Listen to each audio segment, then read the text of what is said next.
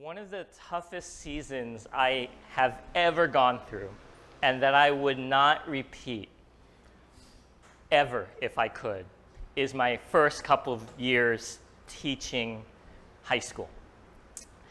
Nothing can prepare you for that. I don't care how many classes you take in teaching theory. I don't care how many other teachers you observe. I don't care how well you've planned it. If you put an adult with no experience into a room of 30 to 40 kids of different backgrounds, different family issues, different needs, different ways of learning, kids that may or may not want to be there, it's difficult. It is torture. It is chaotic. I know they say as a joke that in your first year of teaching, you cry a lot at night on your own after you spent hours preparing for the next day. And, I found that to be very true, admittedly. But what really helped me navigate those first few years was simply having a mentor, somebody who could look into my life and who could observe my classroom and give feedback and show me maybe blind spots, show me things that I never thought of, or give me a different way to understand why is the student acting this way. That this student isn't just acting this way because they're a jerk, there's maybe other things going on behind that, right? And so mentorship, I think, really helps us to navigate very new and difficult situations. And the reason I bring up that story is I want us to understand that that's what we're looking into here.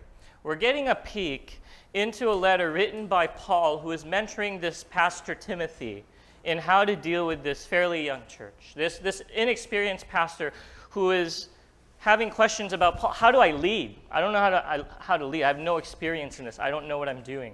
Okay, and so we get a peek into this dialogue that's going on here. And in chapter 4, the principle that Paul tries to get across in how to lead is he emphasizes to Timothy is that you need to let your character speak more than your charisma.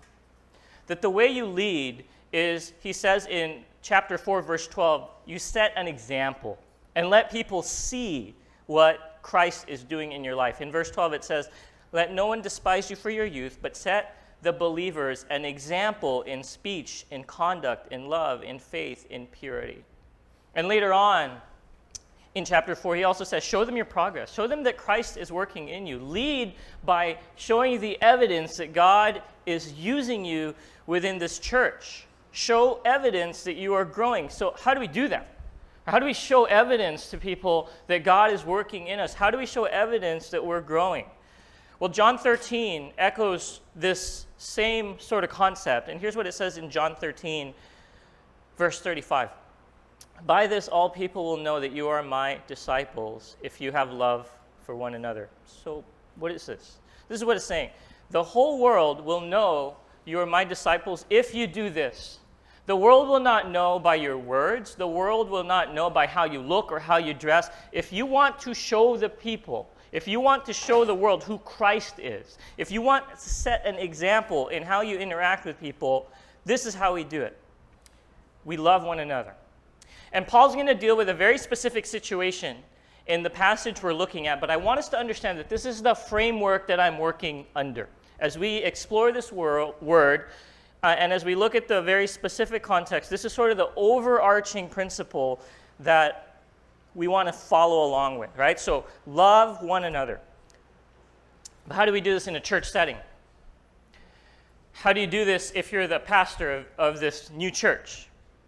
Well, he says in verse 1 of chapter 5 that we read last week, he says, do not rebuke an older man, but encourage him as you would a father, younger men as brothers, older women as mothers, younger women as sisters, in all purity. So here's the deal, right? Part of loving one another has to do with how we treat one another. And the way that Paul is asking Timothy to treat the people within his congregation is treat them like family. And if we treat each other like family, then that comes with certain expectations. That comes with certain appropriate behaviors, right?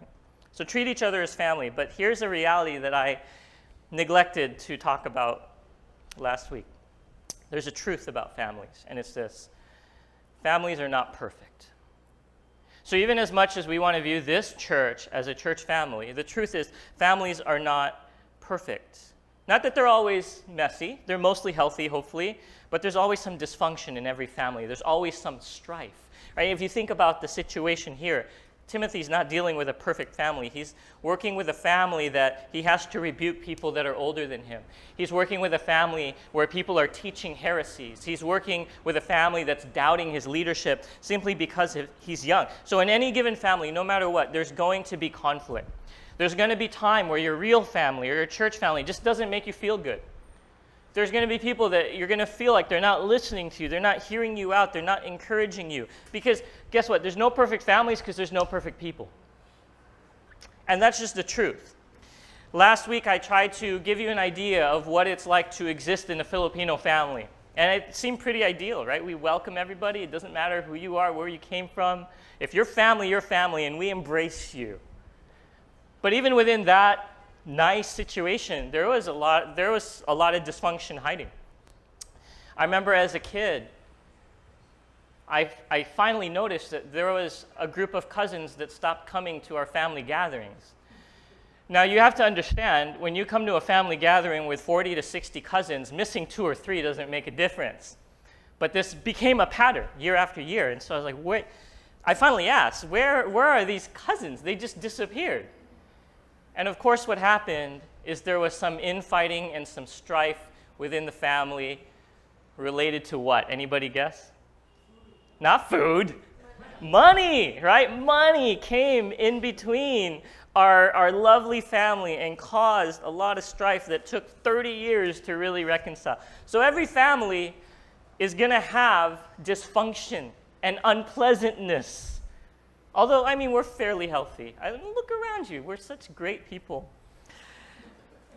But as much as, we're called to love one another, I still want to wrestle with this question, and this reality is, how do we love when there are unpleasant people or conflict within the family? How do you love when there's maybe someone in this church, or someone in your actual family, or someone in some relationship you have that just causes a lot of conflict? How do you love them? Well, the best answers to the questions the Bible raises is found where? In the Bible. So let's talk about love. So guess where we're going to go in the Bible to talk about love? 1 Corinthians chapter 13. Here is what it says about love. Love is what? Patient. Love is what? Love is what? Just right there. I just want to sit on this. Love is what? Patient. Love is patient. Isn't that interesting? That the first word that God inspired Paul to write about when he talked about love, it's not about being thoughtful to the other person. It's not about being nice to the other person or thinking more about the other person or sacrificing for the other person. The first thing that is used to describe love in this famous passage is patience. That love is not feelings. It's not making the other person feel good. Love is patient. The Greek word for patience is really interesting. It's a combination of these 2 words. And these 2 words means long, like in length of time, and heat. So the picture of patience in the Greek culture is someone hanging on to something as long as they can, even as it gets uncomfortably hot in their hands. That's the Greek picture of what patience means. So love is patient means I'm going to hold on to this relationship. And I'm going to trust that God has something for us and that God is going to use me to love you by being patient with you, even if you're making me uncomfortable. Even if the natural instinct is to what? To let go. When you touch something hot, the natural instinct, let go. And the world looks at us sometimes saying, why aren't you letting go? This relationship is harming you. This relationship is wearing you down. But the call in the Bible is even sometimes in those situations, as God calls us to love our neighbors, to love our family, to love somebody that he wants us to reach out to, is not one of feelings, but one of commitment. Love is first defined in terms of commitment. It didn't feel good for Timothy. It doesn't feel good for a leader to be questioned. It doesn't feel good for a leader to have to rebuke people. But to show love, Timothy had to show patience. So how do we love one another in situations where there's dysfunction? We commit.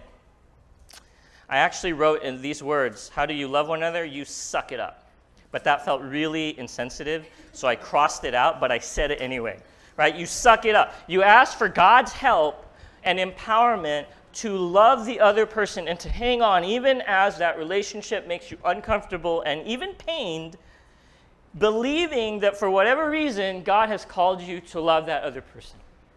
Within reason, obviously, right? There are certain situations you should get out of.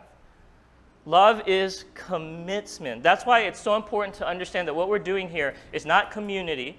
It's not just what we call faith village. This is family. Because guess what? With friends and acquaintances, you can leave. You can leave. You can leave your friends. Once your friends make you upset, you can leave. Right? I've seen that happen all the time. Right? There's friends that are easily angered, and the moment we push that button that's so fun to push, they walk out. They need space. But in a family, guys, we're stuck. We're stuck, right? God has called us together to love one another. And even in situations where we're uncomfortable, where it's unpleasant, where you get upset, where you upset me, where you rebuke me, and so I get mad that you rebuked me, when you tell me what I don't want to hear, when our values conflict, even in those situations, we can show God's love by what? Being patient, holding on in the heat. Commit. Let's look at verse 35 again of John. By this, all peoples will know you're my disciples if you have love for one another. Love is patient. Okay, and then let's kind of set that aside and let's focus on our main passage here. So our main passage, Paul's talking about widows. Ready? Yeah. Thank you. I'm always hesitant when I ask that question because it's usually met by silence. But ready? Here we go. 1 Timothy chapter 5, verse 8. Let's get to the specific situation. Honor widows who are truly widows, but if a widow has children or grandchildren, let them first learn to show godliness to their own household and to make some return to their parents. For this is pleasing in the sight of God. She who is truly a widow, left all alone, has set her hope on God and continues in supplications and prayers night and day. But she who is self-indulgent is dead even while she lives. Command these things as well, so that they may be without reproach. But if anyone does not provide for his relatives, and especially for members of his household, he is denied the faith and is worse than an unbeliever. What we see all throughout the Bible is God has a heart for widows and orphans. If you look at Exodus chapter 22, verse 22, here's what it says. You shall not mistreat any widow or fatherless child. That's a command. Don't mistreat a widow. Don't mistreat an orphan. Isaiah chapter 1, wash yourselves. Make yourselves clean. Remove the evil of your deeds from before my eyes. Cease to do evil. Learn to do good. Seek justice. Correct oppression. Bring justice to the fatherless. Plead the widow's cause. If you wrestled with this passage in community group, you maybe thought of James chapter 1, which says, religion that is pure and undefiled before God the Father is this: to visit orphans and widows in their affliction and to keep oneself unstained from the world. Doesn't the order feel backwards? From a totally, if we were to define religion, shouldn't religion be, hey, keep yourself pure and then do these things? But for whatever reason, the way that God had put this is, if you want true religion, whatever that means, is we should visit the orphans and widows in their affliction. Psalm 68, this is how God is described in Psalm 68. Listen to this. Father of the fatherless and protector of widows is God in his holy habitation. This is who God is. The God that we worship is Father of the orphans and protector of the widows. We actually see this in the early church in Acts 6. If you remember, in Acts 6, the widows were not being taken care of. So what did they do? They appointed 7 men to take care of these widows. But it wasn't just any 7 men. If you read Acts 6, it actually says 7 men of good reputation, full of wisdom and the Holy Spirit. It wasn't like, hey, you got nothing to do. Why don't you take care of these widows? They selected people who were full of wisdom and the Holy Spirit to take care of these widows. Because God has a heart for widows. But we have to ask the question, why? Why does God care about widows and orphans? And what we see is that God is all about helping those who are in a state of life where they are completely helpless. God is about helping those who cannot help themselves. God is in the business of helping or saving people who are in a situation where they are completely helpless to help themselves. Think about widows. Women in those days were second-class citizens. Your identity was tied to your husband. Your security was tied to your husband. The financial framework of your life was tied to your husband. The moment your husband dies, that support system gone. Financial security gone. Any sort of significance you have in society gone. And you cannot do anything to get yourself out of that situation. You can't force someone to marry you to make you not a widow. Same thing with orphans. If you're an orphan, you can't force somebody to adopt you. You are helpless to get out of your current state. And what we see is that God's heart is to help those who are in a situation of utter, complete helplessness. And obviously, that's meant to reflect the gospel, right? Obviously, that's us, that we may not be helpless financially or helpless physically, but we sure are helpless spiritually. And God is in the business of rescuing us. So what's clear in Timothy, can we go back to Timothy chapter 5, is that the church plays a role in taking care of widows. But Paul says what? Not just any widows. What does he say? This is interesting. Those who are truly widows. So there's like fake widows and real widows in the situation. So what is that talking about? To understand that, we have to look a little bit at the social background. Are we okay with a little social background? Okay, so in the Greco-Roman world, there were laws that helped support widows that specifically dictated what they could do with their dowry, with what the husband brought in terms of property and money into the marriage. Option one is if they had a son or a grandson, they were allowed to still live in the house, and that son would take care of them and manage the dowry, the finances. That's option one. Option two, if they still had their parents who were alive, because we tend to think of widows as old, but back then they got married young, so there might be young widows. If their parents were still alive, they were allowed to go back and bring the dowry, bring the money and the property home. Those were your two options. So according to Timothy, those who were truly widows are those who didn't have either of those options. Those who were, it says, are left all alone. So there's a qualification for who a true widow is in Paul's eyes as he writes this. But there's also a spiritual qualification, right? True widow, it says in verse 5, is set her hope on God, continues in prayers night and day. So a true widow should have a certain spiritual situation as well. Not as in verse 6 it says, one who is self-indulgent. So there are certain qualifications. You don't just take care of any widow, but here's what I want us to see. It is clear in verse 8 that it is the family's responsibility to take care of the widow. And Paul says this, if anyone does not provide for his relatives, and especially for members of his household, he has denied the faith and is worse than an unbeliever. What's he saying? He's saying there are these laws from this non-Christian society, and these laws get it right. These laws somehow reflect the heart of God in terms of widows. So if you as a Christian family can't even follow what these non-Christian laws say, you're worse than an unbeliever. So what is he really saying? He's saying this. If the family can't provide, the church needs to step in. It says give honor. That word honor is the same as the word honor your father and mother. So what does it go back to? It goes back to this picture of family. As a family would provide for the widow, the church family needs to provide for the widows. God's heart is helping those who cannot help themselves, but he does this through us. I know we read passages in the Bible where God does miracles to provide for widows, but he might, I don't know. But the call is clear that I want you to be my hands and feet in honoring and taking care of those who are helpless and those who are needy and cannot help themselves. So church, whose responsibility is it to take care of the needs of this church? Is it the pastor? Yes. But whose responsibility is it to take care of the needs of someone else in this church family? It's ours. It's mine. It's yours. Somebody else's burden in this gathering, in this family, is our burden. my burden, your burden, our responsibility. Romans 12:10 says this, love one another with brotherly affection, outdo one another in showing honor. Do not be slothful in zeal, be fervent in spirit, serve the Lord, rejoice in hope, be patient in tribulation, be constant in prayer, contribute to the needs of the saints.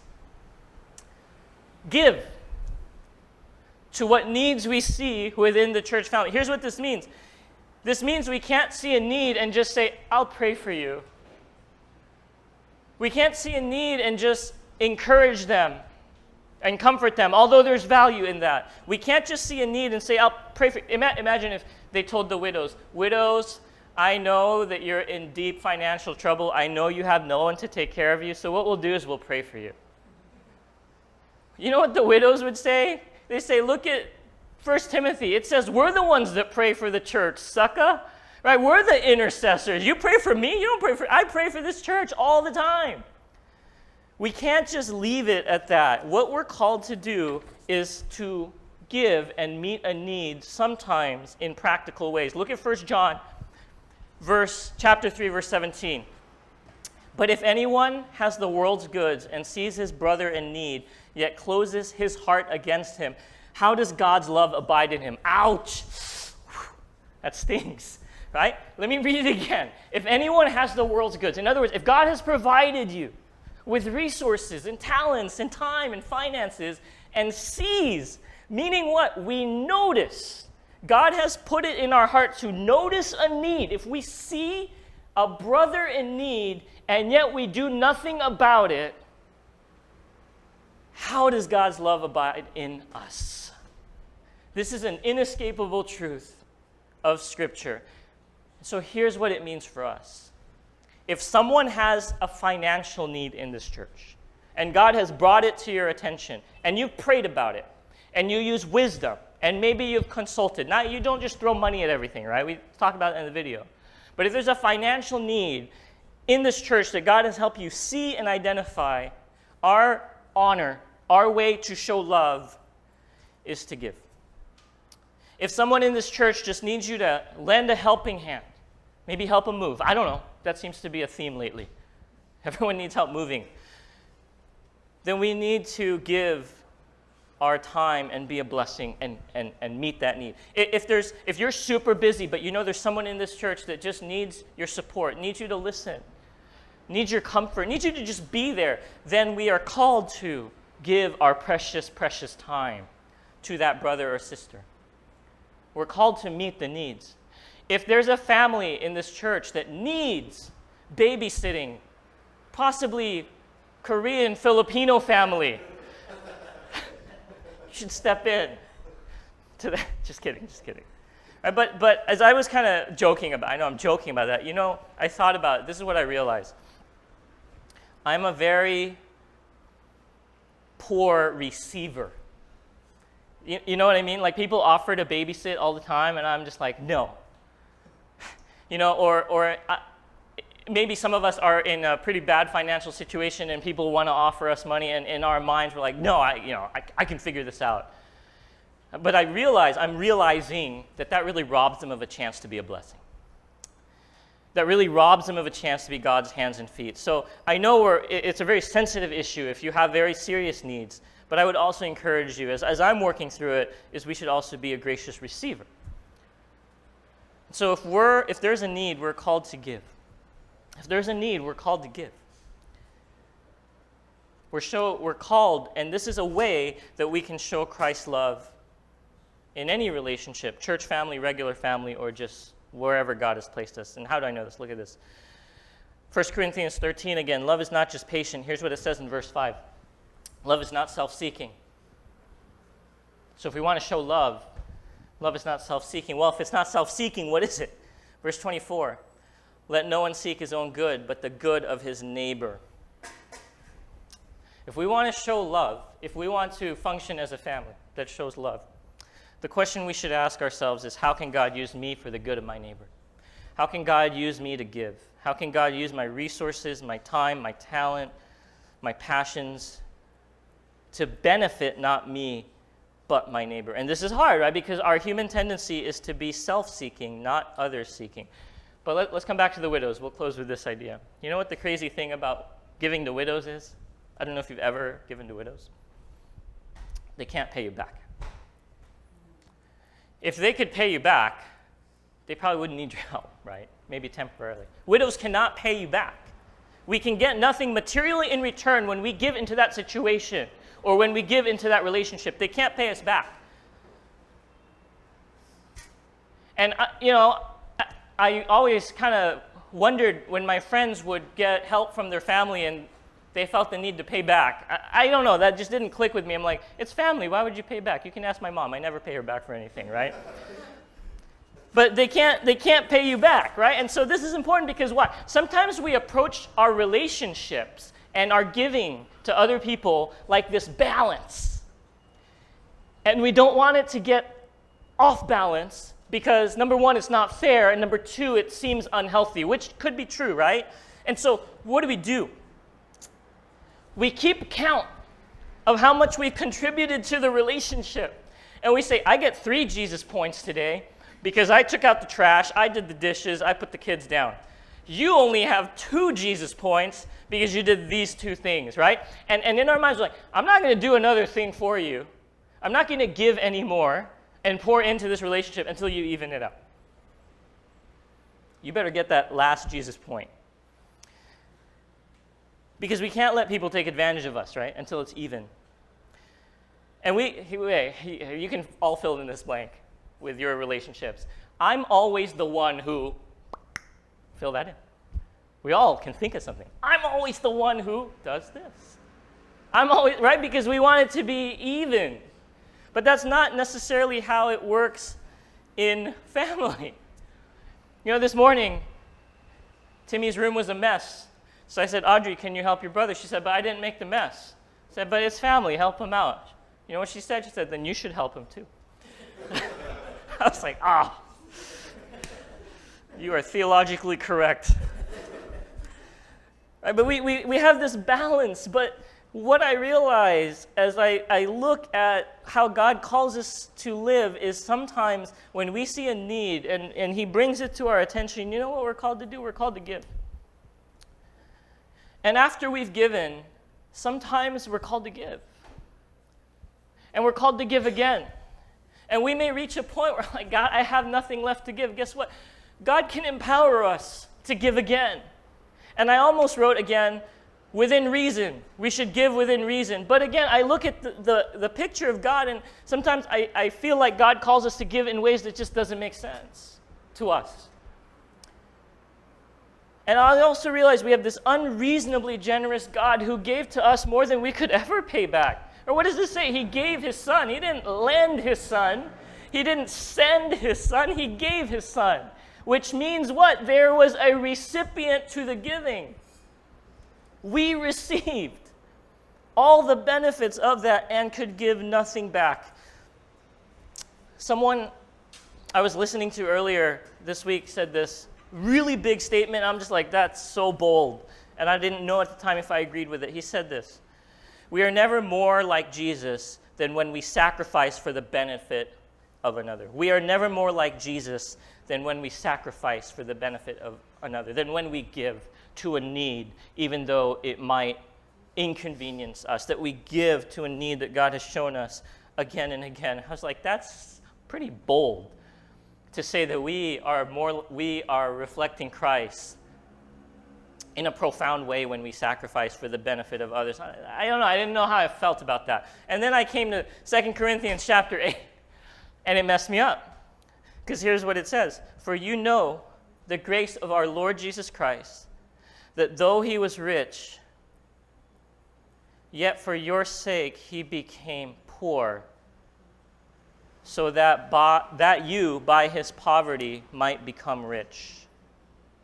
Let me read this again, and I want us to understand this idea that I would never dare to describe God as poor. I would have never thought to describe God as being in poverty, but let's see it again. For you know the grace of our Lord Jesus Christ, that though he was rich, yet for your sake he became poor, so that you, by his poverty, might become rich. The God we serve, Pearl Church, is a God who gives for the benefit of others. The God we serve gives to our need, even as it puts him in poverty. The God we serve gives and gives and gives and gives, and most of the time, we can't really give anything in return. We are never more like Jesus than when we sacrifice for the benefit of another. Can we close our eyes as we spend a little bit of time just responding to this? I think there's sort of a few groups that I would ask you to wrestle with a few things. One of the things is maybe God has shown you a need, maybe not at this church, maybe a friend, maybe a family member, and for whatever reason, God has put it on your heart. And maybe he's even given you the thought of, you should be my hands and feet to fill that need. Could I encourage us as we wrestle with that question and the possibility of being the one that steps in and takes care of the helpless, that we would obey. And in faith, we would give, maybe more than we feel is reasonable, but as God calls us, that we would give and trust that in his hands, something can happen. And there may be others in this church that you've always been on the giving side, and you might feel burned out, like, God, I give and I give and I give, and I can't give anymore. Could we ask God to show us how a lifestyle of giving helps us to capture more of God's heart a little bit, and allows us to show the world this is how unreasonably generous our God is, with wisdom, right? And if there's just any other thing, maybe you're someone who is in need and you're kind of afraid to share it because it's vulnerable and it's scary to admit. Would we just consider the fact that this family is ready to embrace and ready to give because you're family and we love you? So let's spend a little bit of time in prayer, and then we'll close in one last song.